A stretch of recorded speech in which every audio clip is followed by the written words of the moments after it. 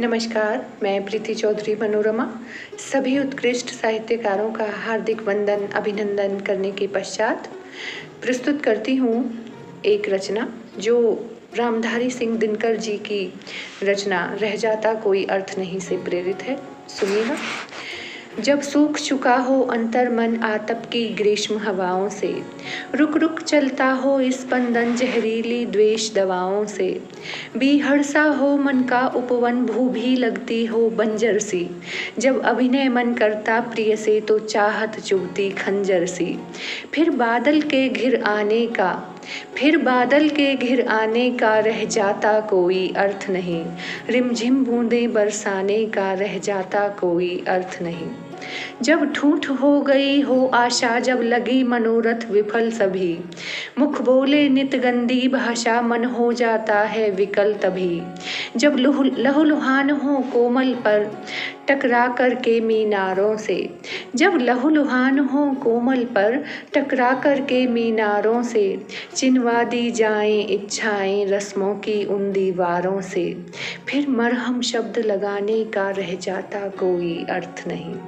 फिर मरहम शब्द लगाने का रह जाता कोई अर्थ नहीं, अभिनय करके बहलाने का रह जाता कोई अर्थ नहीं। जब नग्न पैर चलते चलते पड़ गए अनेकों हों छाले, जब उजले हों आनंद रवि से मन रजनी जैसे हो काले, जब क्लांत देह मूर्छित होकर धरणी पर यूं ही आन गिरे,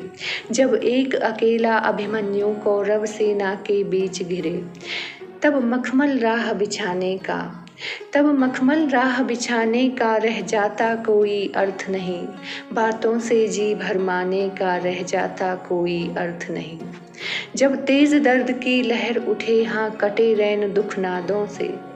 जब तेज दर्द की लहर उठे हाँ कटे रैन दुख नादों में, जब दासी बनकर रहती हो रानी कोई प्रासादों में, जब पीर हृदय की बहती हो बांधों के सारे तट तोड़े, जब पीर हृदय की बहती हो बांधों के सारे तट तोड़े, जब कोई अपना अपनों से दुख में ही मुखमंडल मोड़े,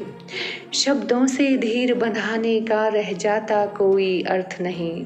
शब्दों से धीर बंधाने का रह जाता कोई अर्थ नहीं, मधुरिम से स्वप्न दिखाने का रह जाता कोई अर्थ नहीं।